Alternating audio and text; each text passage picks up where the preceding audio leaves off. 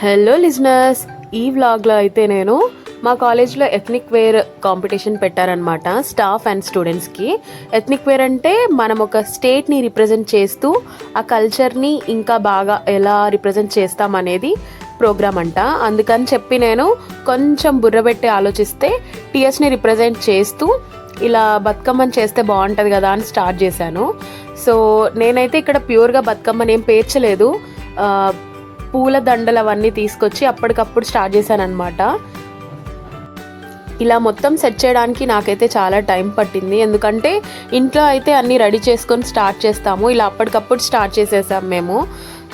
And ఈ flowers ఇవన్నీ తేవడానికి నాకు నా స్టూడెంట్స్ హెల్ప్ చేశారు, అందుకని ఈజీ అయింది.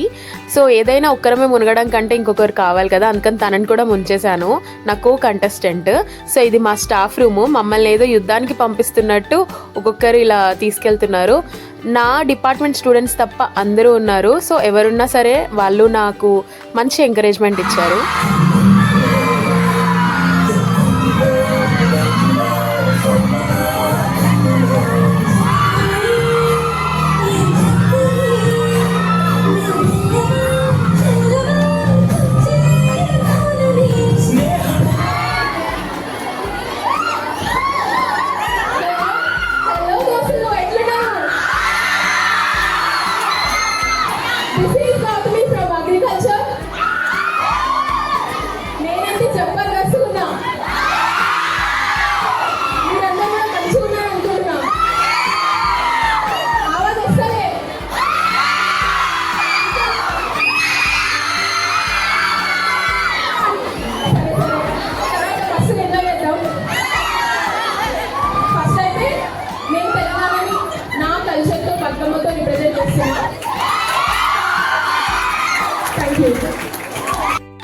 ఇలా నేను అన్నీ రిపీట్ చేసుకొని గుర్తు తెచ్చుకొని మరి నా స్లాంగ్లో మాట్లాడడానికి ట్రై చేశాను.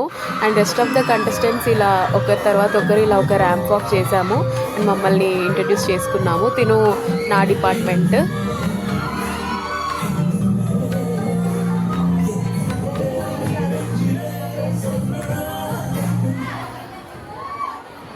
అందరికీ నమస్కారం. నా పేరు జాస్మి ప్రియా, నేను ఆంధ్రప్రదేశ్ని రిప్రజెంట్ చేస్తున్నాను and my number is 58. Next రౌండ్కి వెళ్ళే ముందు ఒకసారి కంటెస్టెంట్స్ అందరినీ ఒక ర్యాంప్ వాక్ లాగా చేయండి అని చెప్తే ఇలా అందరం తిరుగుతూ ఉన్నాము.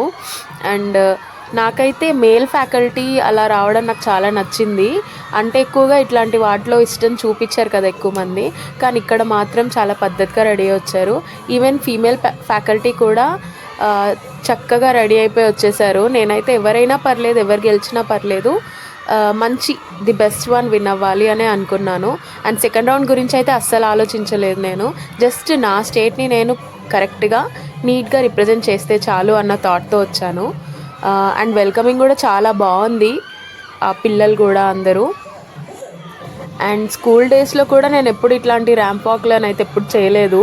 గ్రూప్ డ్యాన్స్లు అలాంటివి చేసేదాన్ని, కానీ ఇలా అంటే బ్యూటీ కాన్షియస్తో ఇలా బాగా రెడీ అయిపోయి ర్యాంప్ వాక్లు చేయాలి అనేది నేను ఎప్పుడు అనుకోలేదు. సో ఇలా చేశాను అండ్ అన్ఫార్చునేట్గా సెలెక్ట్ అయ్యాను సెకండ్ రౌండ్కి.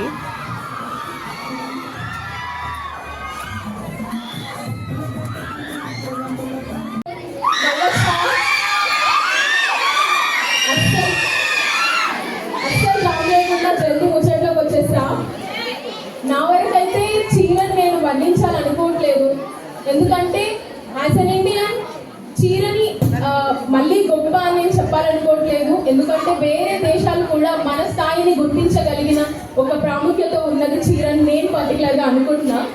అండ్ నేను ఇప్పుడైతే రిప్రజెంట్ చేయడానికి మా తెలంగాణ ఆడపడుచుని తీసుకొచ్చిన బతుకమ్మ. ఎల్లమ్మ ఎంత ముఖ్యమో అంత ముఖ్యం. అరే మా ఆడబిడ్డ ఇట్లానే ఉంటుంది. మేము తెలంగాణలో మాట కట్టుకుంటాం కానీ మనసు వెన్నలెక్కుంటుంది. సరే నేనైతే ఇప్పుడు వచ్చిన, చూద్దాం మీకు నచ్చితే. That's all. ఇలా ఎవరికి నచ్చినట్టు వాళ్ళు వాళ్ళ డ్రెస్ అటైర్ని ఆర్ కల్చర్ని ఎక్స్ప్లెయిన్ చేశారు. సో నేను నాకు నచ్చినట్టు, నాకు అర్థమైనట్టు నేను ఎక్స్ప్లెయిన్ చేయగలిగానని నేను అనుకుంటున్నా. అండ్ దీని తర్వాత ఒక రౌండ్ అలా తిరిగేసిన తర్వాత రిజల్ట్స్ కోసం మేమందరం వెయిట్ చేసాము. అండ్ లక్కీలీ స్పెషల్ ప్రైజ్ ఇచ్చారు. And I'm very happy for that. మా అగ్రికల్చర్ నుంచి నేను తీసుకోవడం, this is my first job, అంటే నా ఫస్ట్ జాబ్ ఇది ప్రొఫెసర్గా. సో దాంట్లో నేను ఇలా తీసుకోవడం నాకు చాలా చాలా హ్యాపీగా అనిపించింది. అది కూడా మా బతుకమ్మ, మా తెలంగాణ ఆడబిడ్డ బతుకమ్మని అలా చూపిస్తూ తీసుకోవడం ఇంకా ఇంకా హ్యాపీగా అనిపించింది.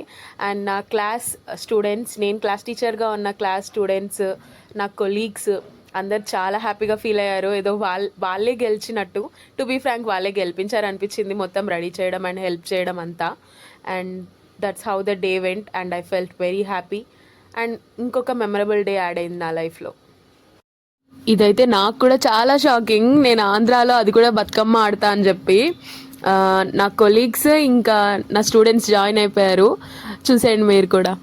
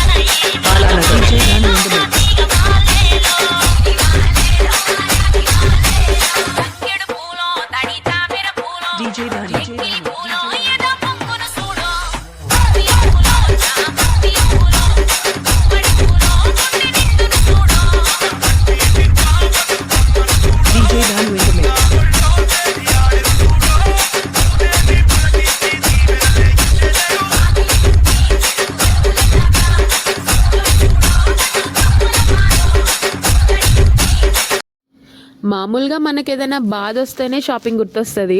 ఇంకా ఇంత హ్యాపీనెస్ వచ్చినాక అస్సలు ఆగం కదా. అందుకని చెప్పి మా కాలేజ్కి పక్కనే ఉన్న స్టేడియం, ఇండోర్ స్టేడియంలో ఇలా హ్యాండ్ క్రాఫ్ట్స్ది ఎగ్జిబిషన్ పెట్టారు. అందుకని చూడ్డానికి వచ్చాము. నాకైతే ఇది చాలా చాలా నచ్చింది. చిన్నప్పుడు మనీ కిడ్డీ బ్యాంక్ దాచుకుంటాం కదా, అలాంటివి అనమాట ఇవన్నీ. ఏనుగులు, తాబేళ్ళు, ఫిషెస్ ఇవన్నీ ఉన్నాయి. నాకైతే చాలా చాలా నచ్చింది. అండ్ ఇక్కడ నుంచే అసలు కదలనివ్వలేదు నేను. ఇవే నాకు బాగా నచ్చాయి. తర్వాత ఇంకా ఫుడ్ జోన్లోకి వెళ్ళిపోయాము. ఎవరికి నచ్చింది వాళ్ళు తిన్నాము. తిన్న తర్వాత ఇలా కప్స్ ఇవన్నీ చూసాము. ఇవన్నీ నార్మలే, మిగతా దగ్గర కూడా మీరు చూసే ఉంటారు. బట్ ఎక్కడ చూసినా కూడా నా సజెషన్ అయితే, అంటే ఎవరైతే వినాలి అనుకుంటున్నారో వాళ్ళకి మాత్రమే చెప్తున్నా. నార్మల్గా మనం బయట ఏ షాప్లో అయినా కొంటే వాళ్ళకి కలిగే ఆనందం కన్నా ఇలాంటి హ్యాండ్ క్రాఫ్ట్స్ వాళ్ళ దగ్గర కొంటే ఇంకెక్కువ హ్యాపీగా ఫీల్ అవుతారు. ఎందుకంటే అది న్యాచురల్గా వాళ్ళు ప్రిపేర్ చేయడమే కాకుండా వీళ్ళ సేల్ కొంచెం తక్కువగా ఉంటుంది. పాపం చాలా కష్టపడతారు ఒక ప్రోడక్ట్ని తయారు చేయాలి అంటే. చిన్న చిన్న ఐటమ్స్ కూడా, ఒక బ్యాగ్ అయి ఉండొచ్చు లేదా ఒక బ్రేస్లెట్ అయి ఉండొచ్చు, ఏదైనా చాలా కష్టపడతారు ప్రతి దానికి. హ్యాండ్ క్రాఫ్ట్స్ కాబట్టి చేనేత వస్త్రాలు ఏవైనా మీకు ఎక్కడైనా కనిపిస్తే ఖచ్చితంగా ఒక్కటైనా కొనండి. ఇక్కడ మా ఫ్రెండ్ అయితే తన కోసం చూడమ్మా తల్లి అంటే చిన్నపిల్లల బట్టలు పట్టుకుంటుంది. ఇన్ఫ్యాక్ట్ నాకు కూడా అవే బాగా నచ్చాయి, వాటినే చూస్తూ కూర్చున్నాము. అండ్ ఇంకా జ్యువెలరీ ఇవన్నీ చూస్తూ అన్నీ తిరుగుతూ మేము కొన్ని కొన్నాము. ఇదైతే లొకేషన్ పటమట, నిర్మలా కాన్వెంట్ రోడ్లో మ్యారిస్టర్ ఇండోర్ స్టేడియం అంటే అందరికీ తెలుసు, ఖచ్చితంగా విజిట్ చేయండి. And that's how the my day spent. So ఈ వ్లాగ్ చూసిన వాళ్ళు నచ్చితే అండ్ నా హ్యాపీనెస్లో మీరు కూడా భాగం అవుతారని అనుకుంటూ like, share and comment and subscribe.